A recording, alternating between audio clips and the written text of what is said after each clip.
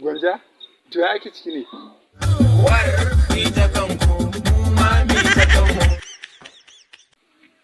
Haka ce? To kai gaji abin da ci. Na ji abin da suka faɗa, ka gane? Manta da shi. Kai Sani Ahmad, ya ake ciki? Kauna ce ta damu. Ƙwarai kuwa. To ke kin ji Fati? Ya ake ciki ne? Ke kin ji abin da ya faɗa? Ke me za ki iya cewa? Kar ka biyewa masa dawa. Wow, gaskiya wannan abin naku yayi. Kun burge ni. To kai ka ji kike? To kai zango me za ka ce? Ka ji da Fati Muhammad ta ce. Na samu wacce nake so ta zamo matata.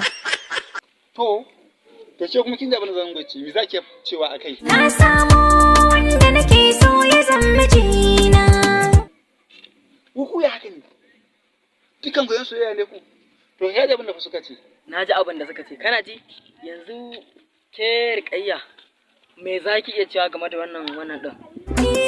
Mai girma kake ba iya ƙasa ba da tsallake. Inna lillahi. Kirfa min asiri. Kai, ba ina ban tafar ba zan kone.